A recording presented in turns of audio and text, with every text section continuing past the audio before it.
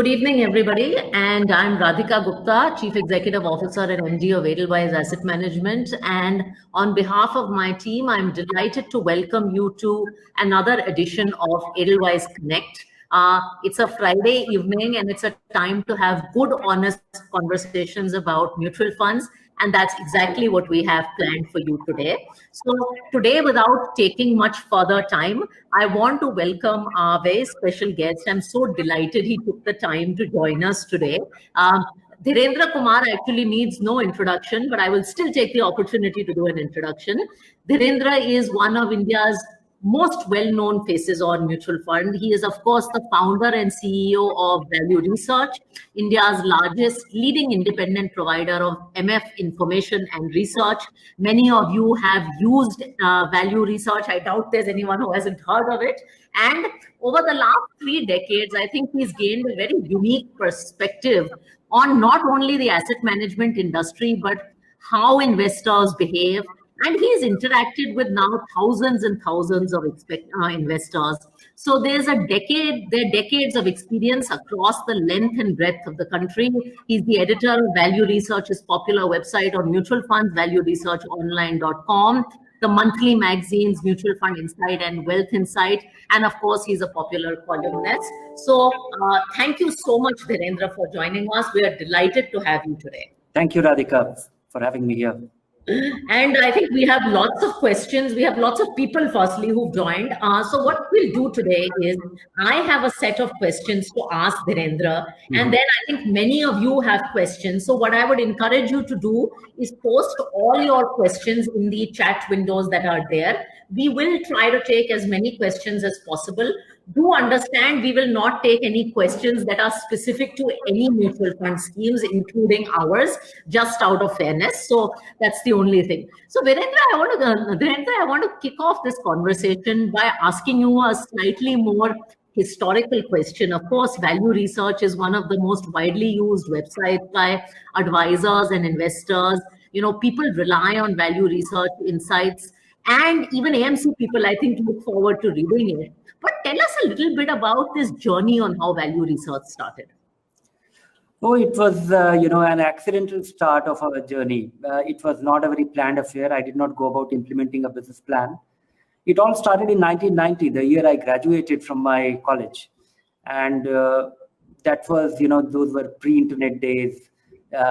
Economic Times used to be priced at 10 rupee 30 years ago.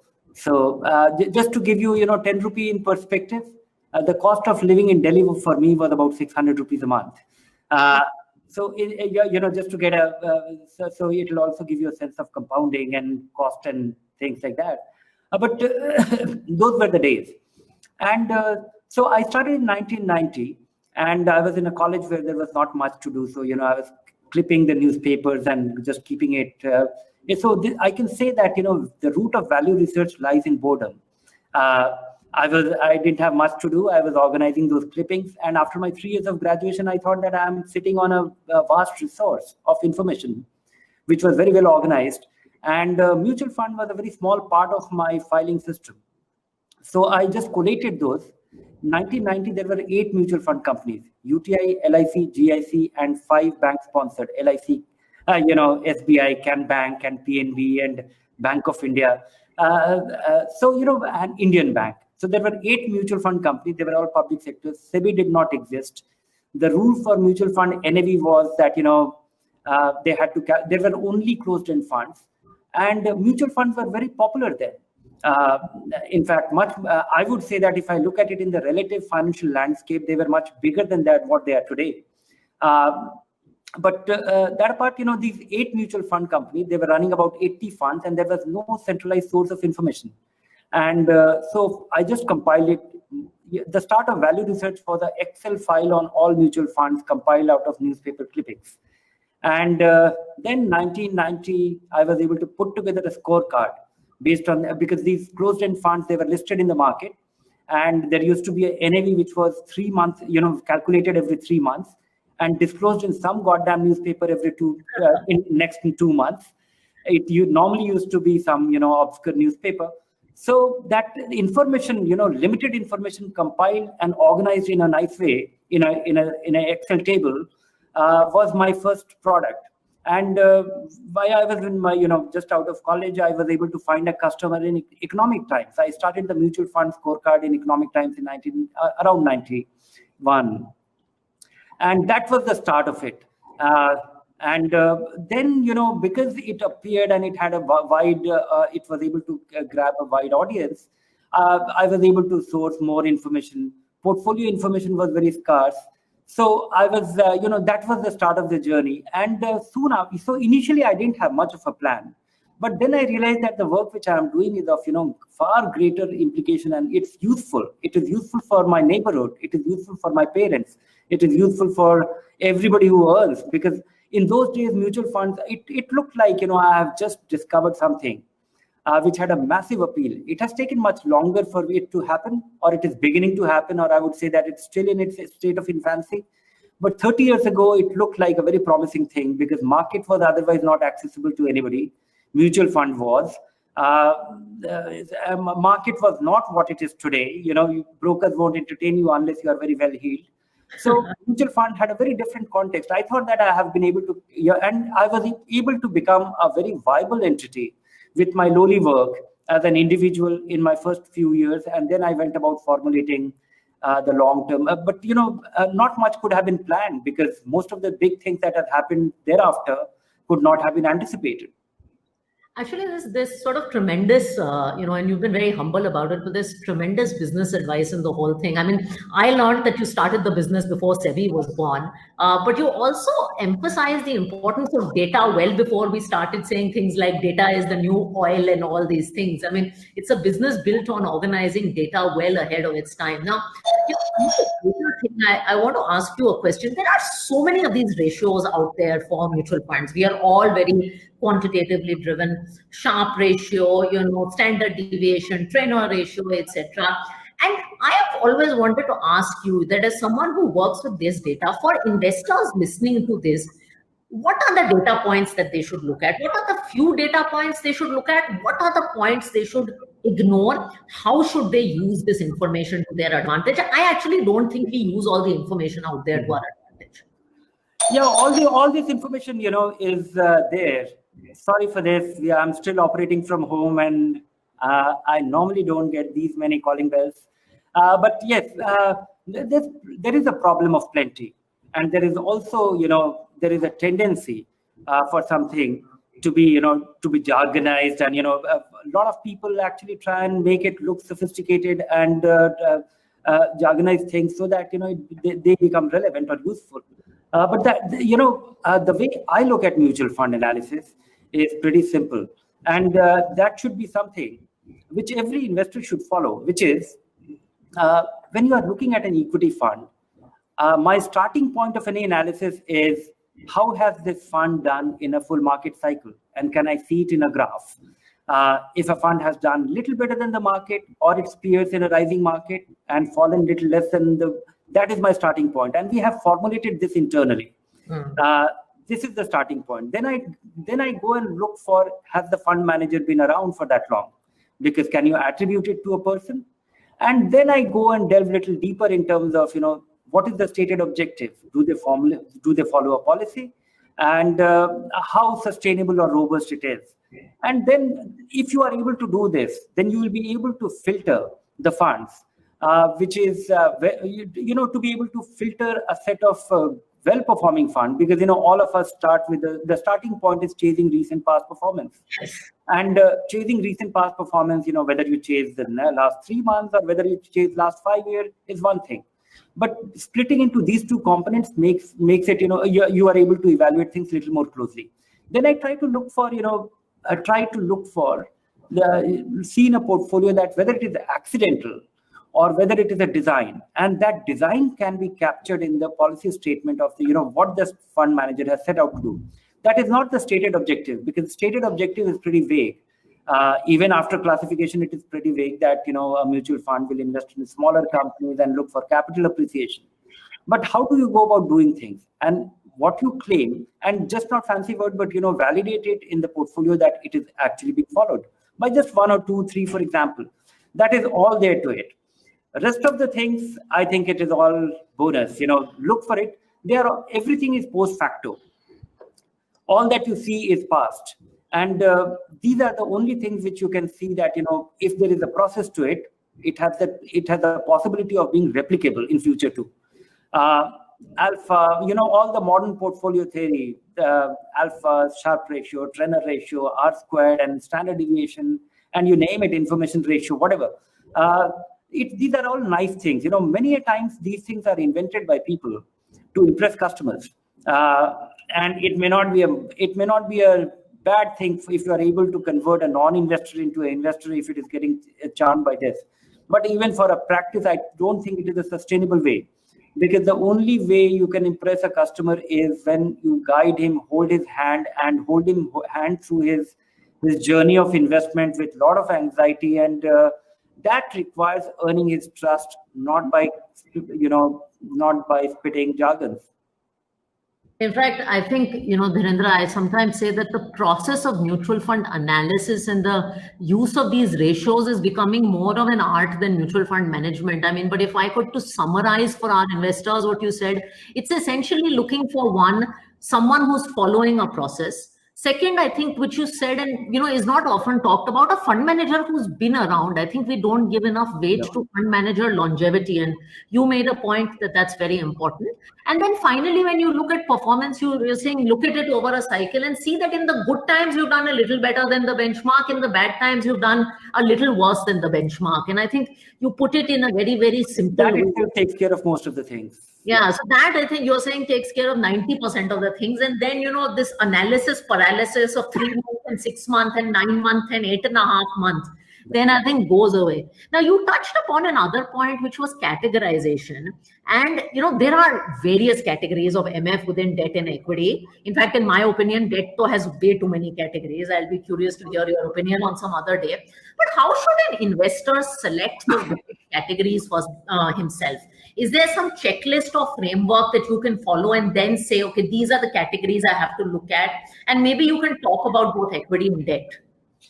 Yeah, absolutely. Value research, we think very hard in terms of simplifying things for investors. And yes, there are 32 categories in the open-end fund category. Of course, 32 is looking only at the face of it.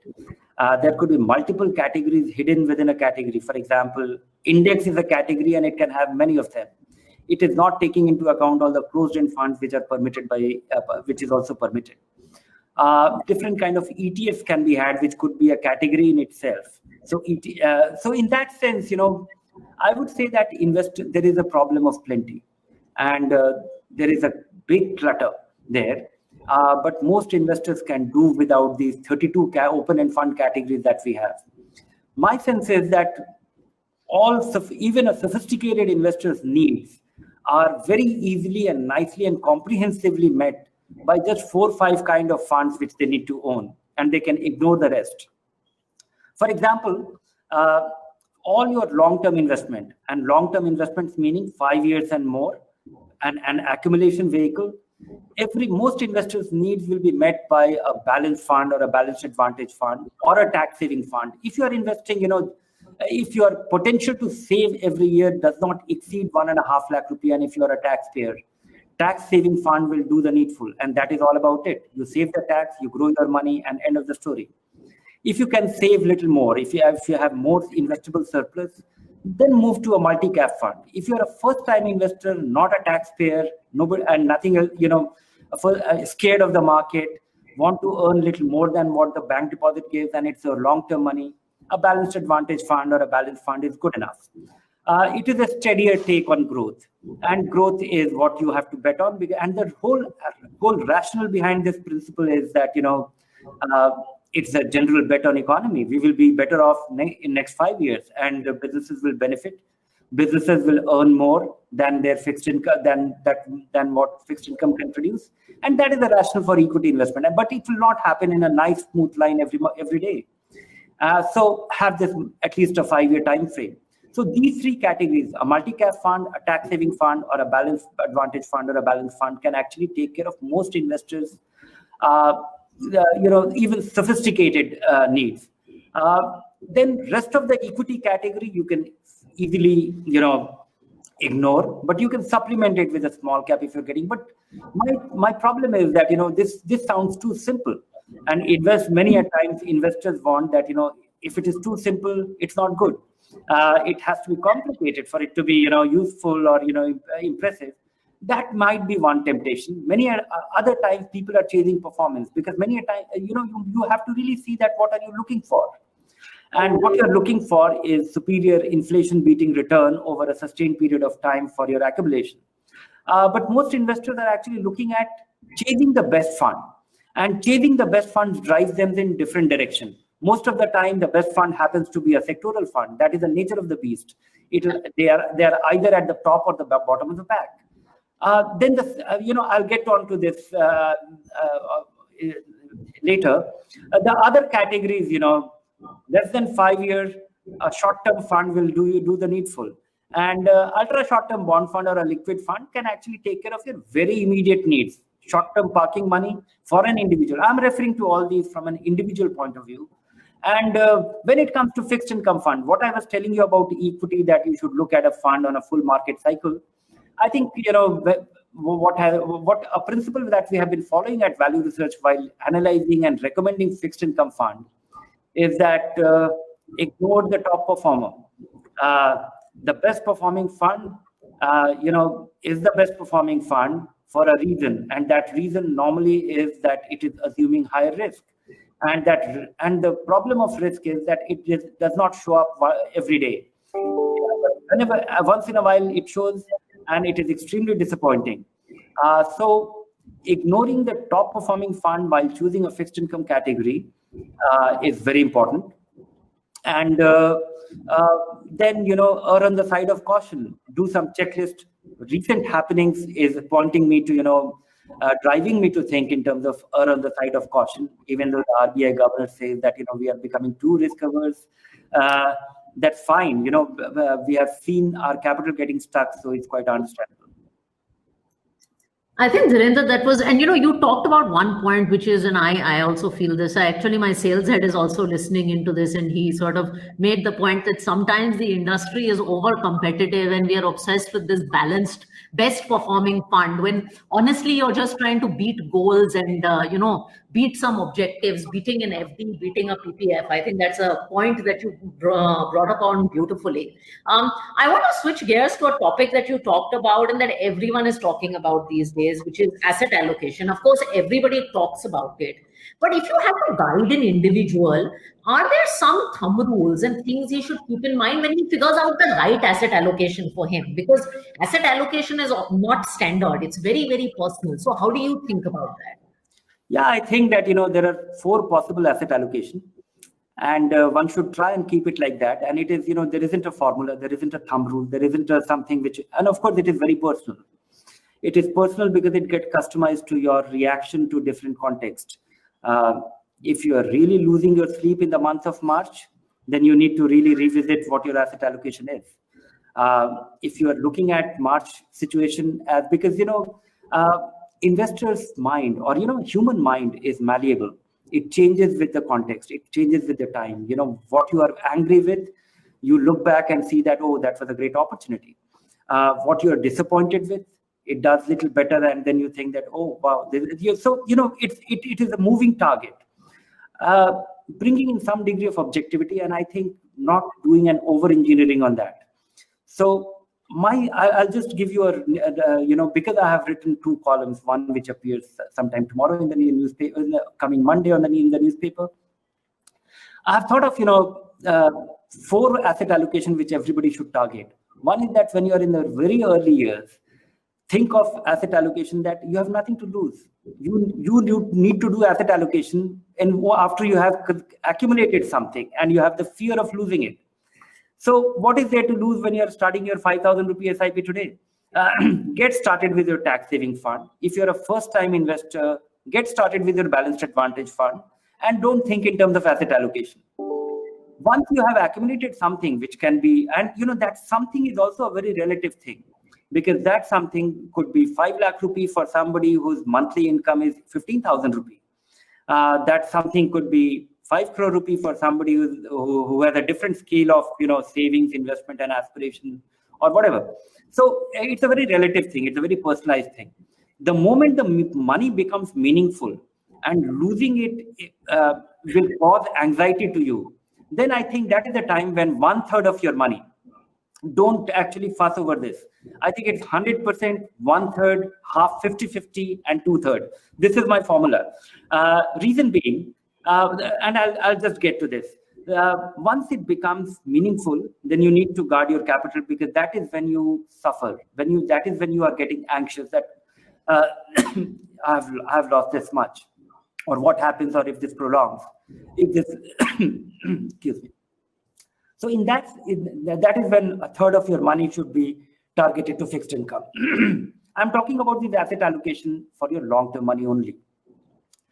Once it becomes meaningful and you want to really get very passive about it, then make it equal. That will be fine, because and when I'm referring to that money which can actually take care of your, you once you have money of a scale where the money can take care of all your future needs, and you don't run the risk of outliving your savings. That is the scale of money which I'm referring to. It could be 25 lakh rupees for some people. It could be 5 crore for someone. It could be 3 crore for someone, whatever it be. Money which will take care of you for a lifetime. If you start consuming some income from that, that is the stage when you should really target 50-50. Then you will get, because the real advantage, real charm of asset allocation is that you can rebalance and benefit from the market madness only if you have an asset allocation and you have the ability to rebalance it. And it also requires, and if you are a conservative person, if you are a person who has much more than enough, and you really don't want to sweat it out, and you don't want that great anxiety, that is the stage when I think everybody should have a fixed income allocation, definitely. So 1/3 of your money should be in equity, 2/3 should be in fixed income. That is a conservative person for you. That you also need that allocation, because that is the only way you will be able to protect the worth of your capital. Without equity, your capital will go down in value and may not be able to beat inflation. So once you have clarity on these 4 asset allocation, why it should be there, and these are meaningful, because there is absolutely no precise formula that it has to be 52% and 48%. I don't think there's any basis to it. Rebalancing rules for you, I think it's very straightforward that, don't sweat over, 2% movement here and there. Keep it, 10%. It becomes 45 or it becomes 55, that's okay. Crosses that, do the needful. March happens, so an annual check of your asset allocation is good enough. Now, most importantly, I think the critical thing which investors miss is their ability to look all their investments at one place, because the way our savings and investments, the accumulation happens, is that we have our, if we are in the organized sector, our provident fund contribution starts, or if your grandfather actually initiated you to investment, then you will have a PPF account. Then you will have some fixed income fund, then you'll have some tax saving fund, then you'll have some LIC policy, which you don't know whether it's an insurance or an investment. So putting it all together, making sure that you are able to have it at a glance. And I think things have become very relatively easy. It has become possible. One is that you have your consolidated account statement. If you have a Demat account, then all your investments, including mutual funds, get aggregated there. If you are a new government employee who have come in workforce since 2004, then you will have the NPS account, or you will have your GPF or your EPF account if you're a private sector employee. So, having those balances available digitally, keep it handy. You will know that, and the other advantage is that you will be able to have all your finances at one place. They are all digitally accessible, and that is your real asset allocation. Because many a times people are doing a 5,000 rupee SIP and they will have 80 lakh rupee accumulation elsewhere, which goes completely under the radar and unnoticed. And one will be, fretting about something else. I see it all the time when the kind of questions that we get at Value Research Online. Aggregate it all together, keep an eye on that, and then you actually start investing and operating with confidence. Having information and having your true scale available at time. And Value Research Online also helps you very nicely in terms of being able to aggregate all of it together. I think you actually made a point, Narendra, that I rarely see in these events, which is that asset allocation starts with actually having it all together, which is something I rarely hear anybody talk about. And actually, very few of us have our investment act together. I wanted to, since you mentioned this a couple of times for the listeners, and we were talking about asset allocation, you mentioned balanced advantage funds and dynamic asset allocation or balanced advantage. My love for this category is known, but since you mentioned it, the fact that they do asset allocation, why do you think this category is powerful, and how do you think investors can use it as a core category in their asset allocation? One is that, I think it's an interesting category. It is actually, this category got created as a tax dodge because, we were a country where equity was defined as a fund which invests in 65% and more in equity. And there was a consumer need to have, and initially in India, the balanced funds were 51% equity, 49% debt. Then our tax laws changed. I'm just giving you the genesis of the tax laws and how this fund how different funds got distorted, complying with the tax laws. We used to have balanced fund, which was 51% equity and 49% debt. Then the tax laws changed that for it to be treated as equity, which was quite beneficial, or preferential treatment for equity for tax treatment, that long-term capital gains it was free from long-term capital gains. You must have 65% into equity. So every fund actually changed its mandate to have 65% into equity, minimum of 65%. And then then it almost became an equity fund. When SEBI reclassification came, then it became a minimum of 75%. So that is now being called as aggressive hybrid category. We actually lost our balanced funds somewhere in this whole shift towards complying with the tax laws to make it beneficial for the investor. Then the real balanced fund, we don't have any.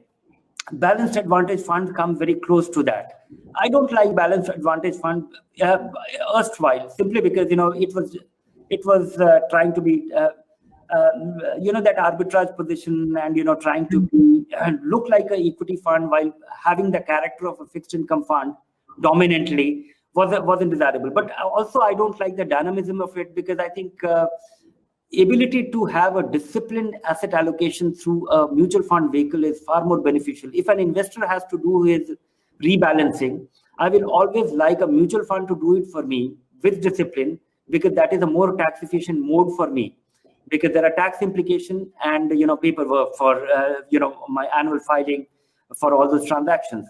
If you give me a balanced fund which makes sure that it is 50% equity, 50% debt, plus minus 2-3%, I'm saved of all the crisis. And over a period of time, the little bit of difference in return doesn't matter.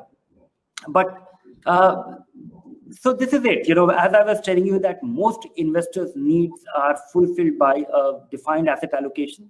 And most of these balanced advantage funds have also been able to build a good case for themselves in terms of a little bit of tactical allocation, and been okay with that on the margin.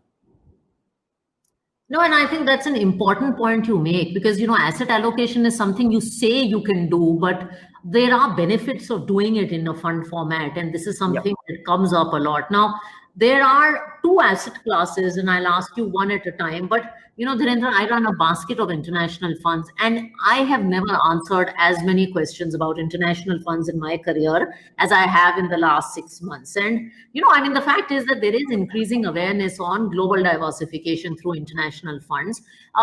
What are your views on this asset class? Why does it make sense to invest? And if you should, then what percentage should you allocate to such funds? International funds, simply because India is not the world, is not the we make investments to look for promising investment opportunity, and the fact that today we are allowed to invest up to $200,000 every year directly in in a foreign market. We have all these over and above that, we have this plenty of investment options available through mutual fund where you can invest anything. India is a very narrow market. and we still have many, and we are a small part of the emerging market or the global of the globe, and there are promising businesses, great businesses, products that we use, and we can't own them. So in that sense, our investment endeavor should be to be investing in finest businesses in a manner, or in a manner that which is palatable, which we don't understand. So a diversified portfolio. Today you have these vehicles available. So I think it's simply the promise of investment. Then the reason for diversification is the same. The reason why you invest in a mutual fund to diversify is the reason why you should invest in an international fund. Then comes, then there could be nuanced issues. The kind of product that we use today in a globalized world. When I look at my, in front of me behind the camera is a laptop, which is Lenovo, which is using an operating system which is Microsoft, and I use an iPhone, and so all the kind of products and services which we are using, how do you own it? Amazon, we have got used to it. Can you own it?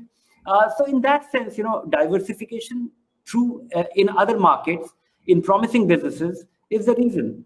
And and more importantly, diversifying now is more important in this globalized world, because we have our jobs here, and we have all our assets here, and we have all our investments here. So have something which is not direct, and it just violates that principle. But I think most importantly, for this to work, it must be promising investment. So you must invest in international, but don't lose the sight of the premise for a promising investment. That is core. I think that's, you made 3 points here. One is that there are good investments and bad investments, international and domestic, and make sensible investments. And make them for 2 words, which you said again and again: diversification and access to different things. So I would reiterate that. Dhirendra, can you also give your quick take on the other asset class, which is glittering a lot, and how investors should approach this? And that is gold. It's quite embarrassing to be saying about gold, because I've said it for so many years and I've been wrong. I have always thought that it is not an asset. It is an asset, but it's not an investable asset class, because my understanding of an investment asset class is something which is productive. When I lend my money to somebody, it is going into the wheels of economy, in terms of some business or some product or some project is getting financed. When I invest in equity, I become an owner. I'm not buying a sticker, or I'm not buying a paper. It is getting into the productive economy. Even when I buy a home, I end up living in it and saving rent, or I rent it out, so it is being put to productive use. This is something which actually, it's entirely dependent on a future buyer willing to pay more for it. And the damn thing sits in my locker. And the character of gold has changed over the last 5, 7 years, 10 years. The financialization, the way you can buy ETF, the way you can buy sovereign gold bonds, or so it's no longer that jewelry. Of course, there are multiple ways of owning gold, in terms of buying the jewelry, buying the coin, buying the bar, buying the gold ETF, and buying the sovereign gold bonds. Everything else costs money. There is a making charge, there is a transaction cost, there is a purity cost or impurity cost, or there could be all kind of things. And then there could be transaction cost, or there could be expense ratio of a ETF, and there could be an expense ratio of a gold fund, which in turn invests in gold ETF, or but the sovereign gold bonds, where you are trying to de-risk yourself from the government, and here the government is issuing a sovereign gold bond. So I would say that look at gold differently. Look at gold as an insurance to you, and otherwise it's a store of value. It has a much longer history than all the financial investments we have thought of. I mean, it's embarrassing, but I still hold my views. And I still think of gold exactly the way I was telling you, that it's an unproductive asset which sits in your locker. So generally, it should be avoided. But if at all you are convinced of gold, think of it as a store of value and more so now, when we see a great deal of anxiety every 5, 7 years, 10 years. Gold finds favor. everything else is crumbling. So gold, there are takers. And, the financialization has created a whole new demand and the cyclicality of demand, because when we have panic, gold rises. And it has become volatile, not as it used to be. So right now, people are chasing recent past performance. Look at it like that. If at all you have to have an allocation, then think of it like buying an insurance, a defined part, a small part, something like, a kind of allocation which will, you will find that, okay, 5 lakh, 10 lakh rupee worth of gold should be there. In the worst of times, this will be handy, and it will be able to preserve the value. I'm a little concerned about your ability to preserve the value also sometimes, because the volatility in gold prices that I have seen in the past, which people are forgetting right now, there has been many years of strong negative returns. I think that's a superb answer on gold, Dhirendra, and especially the point that you made about the fundamental of the asset class, and which is true of all commodities, actually. I mean, there's a case for why even oil or something like that should rally. I wanted to ask you, a slightly tricky question, and you alluded to this, that investors often fall to the recent performance of markets and also to funds. In fact, many of the questions that are coming in are, a particular fund house has done well. Should I invest in 3 funds of this particular fund house because it's done well for the last 3 years? And there's this constant conflict. So what is your advice to investors in how they manage this whole element of greed and fear? I mean, what are the 2-3 tips that you have for investors? No, one is that, there are different levels at which you have to deal with it. One is that your second question, while I was telling you that, how to choose a good fund and what kind of fund should you be investing in. So as I said, that most of your needs, though there are 32 kind of funds possible, and most companies have it, besides, many other kind of funds that they have. I would say that most investors' needs are fulfilled by one multi-cap fund or a tax-saving fund, or a balanced fund, or a balanced advantage fund. Then comes, how do you diversify? As I said, that look at this full market cycle. That itself will weed out quite a few.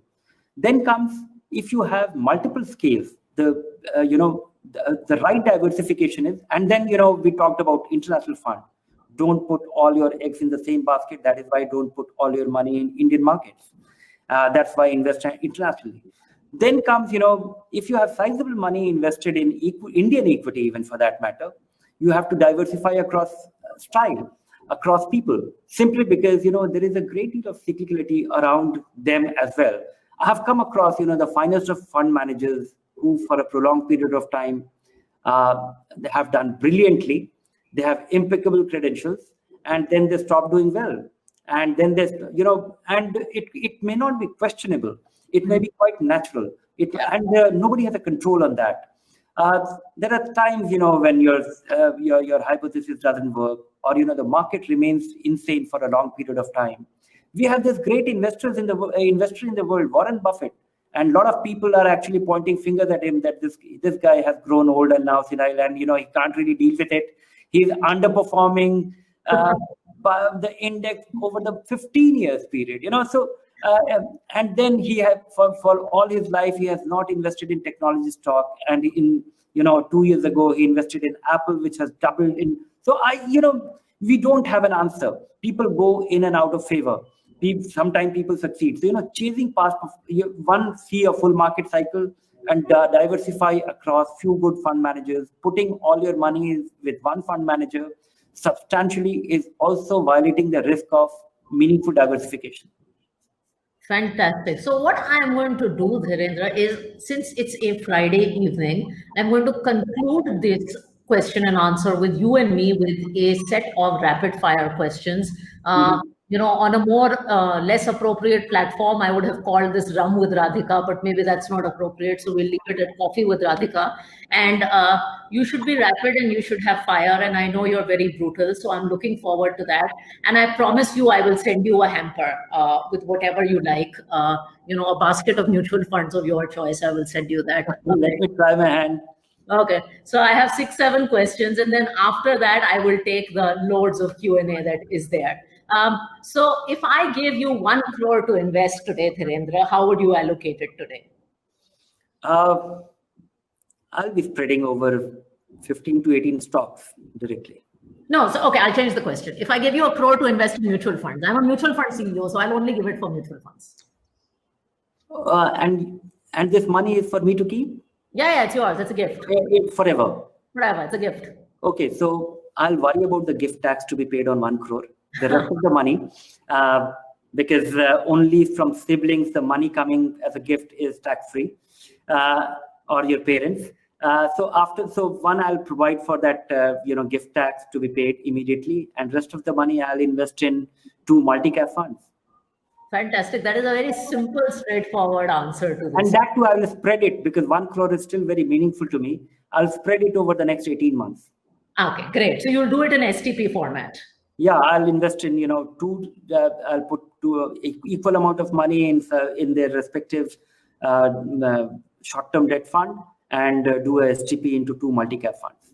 Fantastic. Okay, since you've been in this industry since 1990, what's your one biggest learning this industry has taught you? Don't sit on your learning. Everything changes. Everything changes. Very, very nice one. Your advice to your 20-year-old self or to young Indians today who want to invest, lots of young people, your one-line advice to young investors. Start now. Start now. I would highlight and underline that. Start now. And automate it so that, it just gets out of your bank account. Automate it so it gets out of your bank account. Young people, this is a good one you should listen to. Okay. The best product or feature that the MF industry has created? Open and fun. Okay. Any specific categories or products that you like or features? Anything in the last few years that's excited you? No. I actually, think that if the fund industry closes down, 35 kind of, of the 32 categories that we have, if 25 categories are closed down, people won't mind it. I actually kind of agree with you on the categories. Okay, one thing investors should do more of. See their investments less often. See their investments less often. Okay, one thing investors should do less of. Okay, I think I've answered this in my earlier thing. They should, one is that chasing past performance is a disease, and it's very difficult, and it drives you off track. So less often, and not chasing past performance. So look at what I was telling you, that this rule of looking at full market cycle. Think of that as just your starting point, and that will change your perspective. And if sorry, can you repeat your question so that I can be a little more specific? I answered the opposite of that in the previous answer. So my question was, one thing investors should do less of. Don't come to value research to look at 3-month return, 6-month return every day. That's a fabulous answer. So, I mean, from the person who runs value research, you are saying don't come to my website to look at 3-month returns every day. I would highlight that again and again. And then, so the last, and this is a tricky one, but there's no compliance here. If I made you the SEBI chief for a day, then what is one step you would take for the benefit of this industry and investors? I would say that, anybody who has an Aadhaar card is KYC enabled. Anyone who has an Aadhaar card is KYC enabled. Okay, one more question that comes in from my team. That will actually make it 130 crore Indians as an addressable market for you. Yes, because we are just 2 crore today. Yep. Okay, and there's a last rapid fire from my team, which I'm going to take. Your one word or one line take on Robinhood investors. I think it's, I really don't, I don't have a one line. I can actually give you a paragraph, but I think, this is a price of learning, and I encourage them. I learned it this way too. In 1990, most Indians used to invest in IPOs. So this is a way to learn. This is a learning. This is a cost of learning. And in investing, you don't learn from other people's mistake. You have to lose your own money. Fantastic. Okay, super. So I am going to, Dhirendra, there are a ton of questions. So while we were supposed to end at 6, do you mind if I stretch it another 10 minutes? Because there are I'm sitting at home and Okay, great. so will be our audience. So Fantastic. So I'm just going to start taking the questions, and everyone please post. There's an overwhelming turnout. So I'm going to start with some questions around fixed income, Dhirendra. One is, of course, that this has been a really difficult time because of the events that happened in a particular fund house around credit risk. People are asking questions about when they will get their money back, and how should they think about credit investing. So maybe if you can talk a little bit about credit risk and this aspect, and then we'll come to other parts of fixed income. one is that this credit is a real issue. In fact, in India, I'll just start from the background to this. In India, fixed income funds play a very significant role in terms of making a market accessible, which is otherwise not accessible to the investors. You can buy shares and you can buy a diversified equity fund. But when it comes to buying a bond of the kind which you buy through a bond fund, those bonds are not available to individual investors. So it is actually, and then the design of mutual fund is something, and open-end debt fund is doing a other superficial thing. It is a very important thing. It plays a role. The design of an open-end fund is that you put your money and you can take it out anytime based on the design of the fund, whether in cases of FMP or capital guaranteed funds not. But otherwise, you can take your money out with your exit load or no load or something, but you can. So, and gilts and short-term liquidity securities, individual investors don't have. So accessibility of a market which is otherwise not accessible, liquidity of an instrument which is otherwise not liquid, because in these investors themselves make the market a liquid market. So liquefying which is otherwise not liquid, accessible which is otherwise not accessible. So they play a very dominant role. Then comes the configuration. One is that there are different kind of on the risk return and liquidity framework. There are these 16 kind of open-end fund. We don't have to worry about the overnight fund or the money market fund or the liquid fund. But you only have 3 dimensions when investing in, and fixed income is pretty straightforward. Everything is very well designed. When you will get the money, how much money you will get in between or at the end, and how questionable, how likely or unlikely are you to get this money depending on the credit rating. And then now this is the tricky part, and in between. So there are 2 parts to it. One is that the credit issue which has arisen because mutual funds have been very careful investors. Given the scale of investment, the amount of exposure, we are talking in the changed climate, in the changed context, we are talking as if AA is an untouchable thing. Most of the many of the AA companies are otherwise very worthwhile investable equity opportunity. If you look at it. When I look at many of those AA companies and the underlying equity, many equity fund managers are buying those stocks. They are promising. So there are companies which are facing cash flow issues. There are companies, solid companies, financial, their ability to repay on time or not. But then comes the situation of risk aversion. There was a market-wide risk aversion, which was very unusual.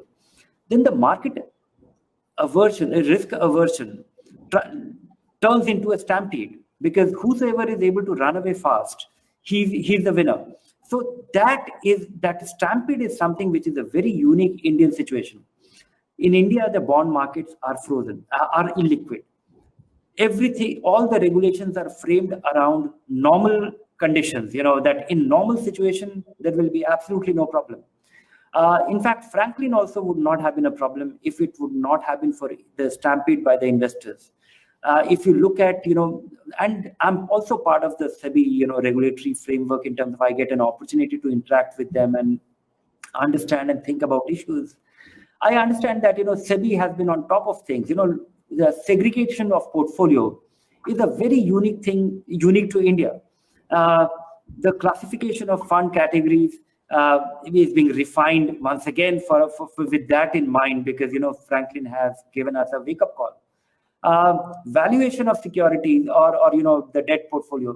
I would say that this is after the Franklin experience or the situation we were in, and these 2 things, and this is not the end of it. we will have a repeat of this. If those situations arise again, we will have a repeat of this. How investors should deal with it, I think, is the key question. Yeah. Investors should deal with it with, in fact, the point is that investors can't deal with it. You can look at a portfolio, you can look at anything, but how do you anticipate that when 50% of the investors will queue up tomorrow at your office to take their money back?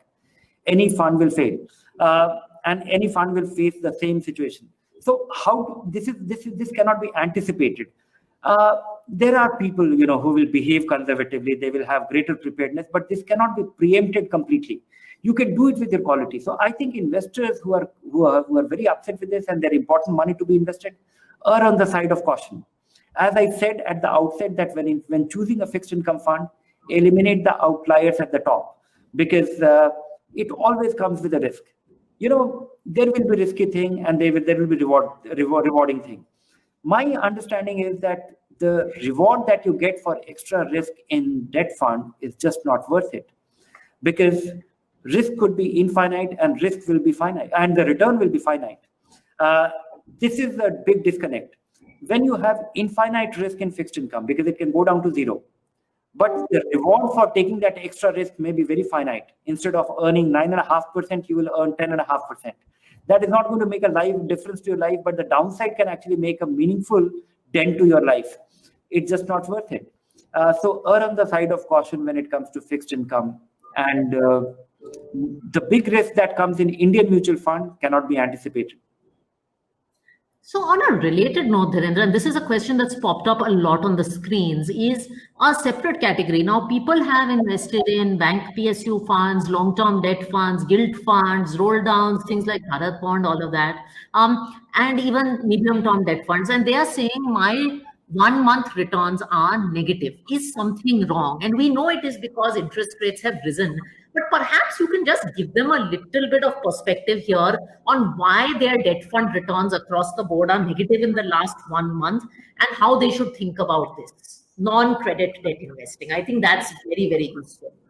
No, one is that, the inverse relationship between interest rates, outlook, and your fund return is something. If an investor doesn't understand that, then he should not be investing in a mutual fund. He's not meant for it. And if somebody is getting, is getting disheartened because of this, I think he should either learn or get out of it, because you will keep getting these surprises. And the relationship is very inverse. When interest rates go down, the older bonds become more valuable because they will continue to earn more return because current interest rates have gone down. So this inverse relationship and the benefit and the penalization of a mutual fund happens all the time, and it will keep happening. If you look at, in fact, Value Research could be quite a useful reference for you to understand the history. Go down to all these funds and look at their monthly returns, number of negative return which is hidden in all the great positive return that you see of the fixed income funds. When you look at 9% return in a gilt fund over the last 10 years, you will come across many years of negative return which will not be visible. When I look at 10-year return of 9% in a long-term gilt fund, I don't come across an investor, because I haven't come across an investor who has invested in a gilt fund and earned 9% with capital gains indexation benefit. But that's the return, simply because that 9% annualized return over the last 10 years will hide minus 10%, minus 15% in the years in between, which most investors will not be prepared about. So I think, to summarize what you've said is, one, that, debt funds will have periods of negative mark to market when interest rates rise, and people have to be comfortable with that. I think the second important thing that you said is that, and you talked about not looking at past performance, but you also said, and you can use Value Research for this, is when you invest in a fund, don't just look at good recent performance, also look at worst performance, because I also believe that if you know the worst case outcome for a fund, you will be a lot more comfortable when these things happen. Yeah, worst performance as well as the nature of performance, because when you look at 9%, you think of you invested 1,000 rupee 10 years ago and it became 1,090 rupee next year and then 9% next year. It is never a nice smooth line.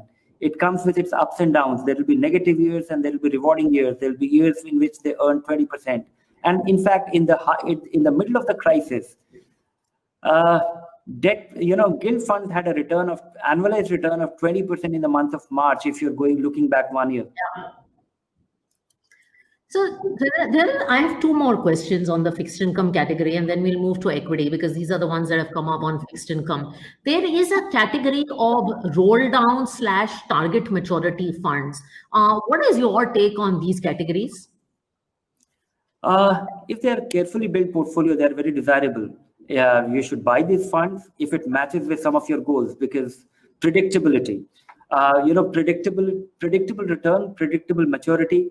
And if they are carefully constructed portfolio, go for it, because these target maturity returns funds, they do one thing, because most open-end funds, the design itself makes it very volatile sometimes. Here, by its very design, it is predictable. You know what you will get, and it will not have surprises, which a fixed income investors yearns for. And which I think takes to your point also on gilt, and the fact that a lot of gilt investors haven't earned 9% because of the duration fluctuation. The last question on fixed income I have is that, again, a category I have loved, but, I think investors would love to hear your take on it, is arbitrage funds. How do you use this category of funds? What's the duration? Where do you use it? No, it's a separate category. And this was once again a tax dodge, because and it remains one, because it has the character of fixed income, and it has the character of fixed income, and tax-wise it is treated as equity. And now with the differential treatment of 3 years and 1 year, 3 years for fixed income, it gives you that advantage. I think it's a reasonably safe category, because I have absolutely no doubt in if you are not taking any long position. So one is the inherent safety. The stock exchange mechanism has stood the test of time. So on that sense, you will never have a situation that you will not have that default. So I think, it's a very high quality fixed income, predictable return, but one has to be prepared for the surprises. What are the nasty surprises that can come your way in the arbitrage fund? Because here the investor who is coming to this fund is looking for not a very high return, but a superior tax treatment with a modest return. Can he get a nasty surprise? Yes. It has happened in the past. Some funds have actually, were unable to run. There was not enough arbitrage opportunity. They were unable to deploy that money in the absence of that, and they turn into liquid funds. So that's a worst case risk scenario, which is not a calamity. The worst case is not bad. So it's a worthwhile category. But I think, the simplicity of a liquid fund or an ultra short-term fund, those are mainstream categories. This is for the sophisticated, somebody who is doing his tax planning and trying to invest without assuming great risk and looking for a tax-efficient vehicle. Superb. So now the question on equity that I'm sure you get, a lot of people are asking, okay, my large cap fund is underperforming the index. Should I buy an index fund or ETF?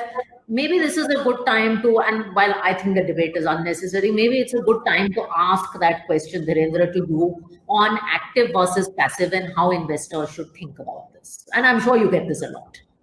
Yeah, this is a very popular question right now, nowadays. And I would say that, I'm still not an index believer, but large cap funds have lost the plot. Large cap funds, ever since the large cap classification brings in the rigidity of their portfolio, rigidity in their investment universe, in the sense that, they have to invest in 80% of their money in the top 100 stocks. That is the definition. Yeah. So your ability to add value in a sustained way is becoming questionable. Then the expense ratio, 1 to 1.5% as compared to a Nifty ETF, which is available for 10 basis point. So a large cap fund manager has to beat has to generate 1.5% more or 1.4% more to match the index performance. If an actively managed fund has to generate 1.4% more to match the index, that's one.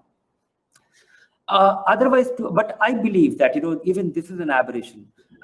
When we look at, look at the statistical analysis, most people say that in 2019, these many funds did not beat the index. 2018, people don't get up on 1st of January every year to invest their money and take it out on 31st of December. People do their SIPs, people invest when they have surpluses, people invest their long-term money in equity. And I think, I think, there are many dimensions to it. I don't think we have as much time. Otherwise, I could have explained, all the problems and all the lack of measurement or understanding. I would say that, Indian index fund do not enable or do not make available Indian investors an opportunity to invest in the diverse part of the market. Index has been very skewed in the recent years. 2019 was an aberration with 3 stocks driving the index. It was a very narrowly driven index. Then we have indexing will become popular. Indexing will become popular for a variety of reasons. Index funds and index ETF will gain traction simply because Employee Provident Fund is investing money there. NPS money finds its way there. So it is not that individual investors are queuing up to invest money in index fund. Many people have read John Bogle's book and they think that they have to follow it, and that principle works very well in the US. It works very well in the developed market. It doesn't work in India because India is an under-researched country. We have hidden gems. We have great companies which not too many fund managers invest. You have a large universe which requires unearthing, discovering things. So there is a value to be added by active fund managers. I don't think the jury is still out. Yes, the large cap funds have lost the plot in recent times for a variety of reasons. Expense being the significant one, and narrowness of the market being the second. But I would still say that if you look at the multi-cap funds or the large and mid-cap fund, and even large cap fund on a 5-year basis, 10-year basis, 5-year SIP, 10-year SIP, which is a more realistic comparison, I think a good number of funds still beat the market, beat the benchmark hollow. That apart, I would say that our benchmarks are are not created to be an investment vehicle. They were just created. But when we compare Dow Jones or S&P 500, they are representative of that economy. When we talk of Sensex or Nifty 50, which is the popular one, in fact, we don't have any other index which is easily replicable on a certain scale. People are struggling to replicate the junior Nifty with a 50 crore investment every day. So replicating junior Nifty has become so hard. Running that ETF, many a days, one stock goes into gets it because we are a shallow market as well. So in that sense, indexing is I see that over time it will become popular. Institutional investors will invest money, but for now I think it is good to bet on a good, well-performing multi-cap fund, actively managed fund, and do it with belief. Look at 10-year return, look at 5-year return, come to Value Search, look at 5-year SIP return and 5-year SIP return on the index. You will find that, 40% of the funds will not be able to beat the index. That's fine. You still have 60%. It is not that 3% that you have to really struggle for that fund. We have many funds which are beating the index hollow on a 10-year, 5-year SIP basis. And I think, there are a bunch of good points you made. One, that the jury is not out. But I think the most important one is that, this 1-year thing, nobody gets up to invest on January 2019. Look at the returns that mirror your actual investment experience. I think that's one very, very important point. And I think sometimes the statistics don't do justice.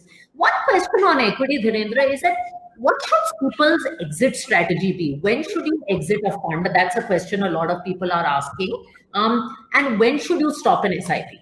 These are slightly unrelated questions, but when should you exit an equity fund? When should you stop an SIP, if you should at all? In majority of the cases, I don't need to answer it because, when you stop earning, you stop doing your SIP.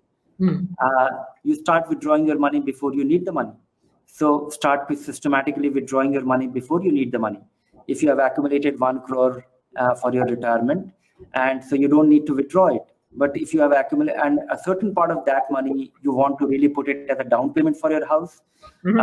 Once you start looking for it 1 year before that, so that for a non-negotiable goal, start doing it 1.5 years before you need the money.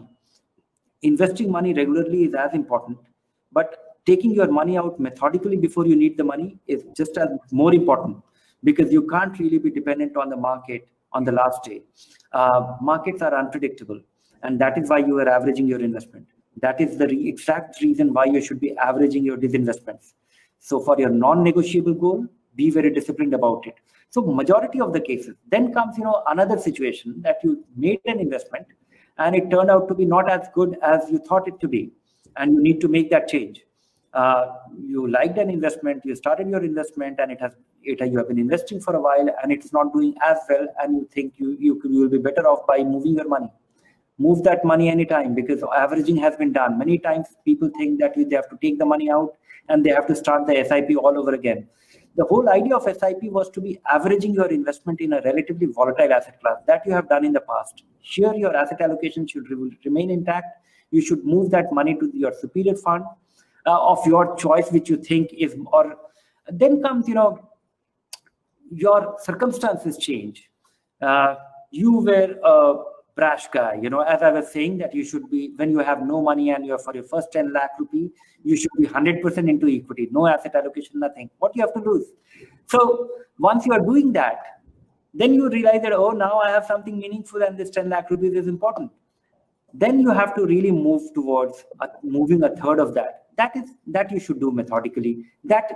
Those asset allocation changes can be done even with your incremental investments. Yeah. Stop your equity investments and do. So, these are very simple things which most investors can do.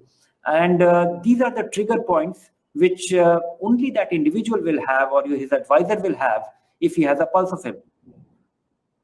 So Dinendra, my last question to you, and I'm being cognizant of time, and we have investors listening in on this call, we have advisors listening in on this call, and obviously there's a very important relationship. What would you tell investors about how to work with their advisors, and what tips would you have for advisors as they work with investors? Because obviously this is a very, very critical relationship. For the investors, I would say that, market is a very risky place, because not risky in the sense that look for an advisor who can answer your question and you like the logic.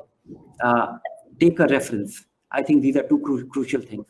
Why you need the advisor? You need the advisor, earlier days in the past, you needed advisor for multiple of things. He will carry your application form. He will give you the hottest. Look for your advisor who is not giving you the hottest investment idea. Look for an advisor whom you can trust, and whom you trust so much that when the market becomes crazy, when it becomes mad, he's there to hold your hand. He's able to give you perspective. If you don't find that person, in fact, keep away from advisors who are giving you the hottest investment idea, because hot turns cold very quickly, and sometimes immediately after you have been sold one. You have to look for advisor as a trusted advisor, a person whom you will trust and whose advice you will follow, and who will help you stay on course in the worst of times. And of course, he will do all the essential. And everything that an advisor does, ask your question, why? Initial days, it is important. It is important for the advisor to give those rational, and it is important for the investor to ask those questions, because advisor should be evaluated on 2-3 things. One is that the rationale for his investment, or semblance of that, simplicity of execution, ability to give so I think advisor's job is actually now no longer, because there are investment platforms now which enables seamless investment. This is something which in the digital era is not going to be done by machines ever. And this is going to be one of the most critical thing, because investment will be accessible. Anybody can make any investment, move the money from bank and to a mutual fund or to a stock market or wherever, even globally. Who will save you from not hurting yourself in the worst of times? Because our advisor's job is, very crucial on 2 times. When markets get very exciting and easy money is being made and people are in a hurry to invest, holding the investor back and reminding him of the principles is crucial. And when investors are willing to run away from the market at the worst of times, so it is very simple. Advisor can play a very catalytic role in helping you buy very high and selling at the lowest. And if you find an advisor who is actually stopping you from doing these two things, he is the advisor. Thank you so much. I think that was a great answer. It amounts to almost playing the role of a psychiatrist, not an advisor. And that's a nice one. That's a nice takeaway. So in this time, you don't need someone to execute transactions. You need someone to help you with your mind. I think that's the, real takeaway. Dhirendra, fantastic set of questions. I have to tell you, we actually started this with 500 people, and through the Q&A, usually people drop out and the number of people have actually been increasing. So I think it's a testament to the wonderful stuff that you shared with us today. Thank you so much for taking the time to do this. I know we couldn't get through everyone's questions. Dhirendra has said if you have fund-specific questions, you can write into Value Research. If you have Edelweiss-specific questions that we didn't answer, you can write into Edelweiss AMC or on any of our social media handles. So again, Dhirendra, thank you so much for joining us today. It was a delightful session. So many questions answered. Fabulous. Thank you. And it was a great pleasure being here. No, and a great line that don't go to Value Research every day to check 3-month returns. I think that is my takeaway from this line, and that should be the takeaway from all of us for the session. We will put up a recording of this session, and Dhirendra, we look forward to having you again on Edelweiss AMC Connect. We'll bother you again and again because it was just a fabulous session. Thank you. Thank you, Radhika. And thank you all of you who joined in. Have a wonderful weekend. Stay healthy, stay safe, stay invested, stay peaceful. Tuning out now. Thank you so much.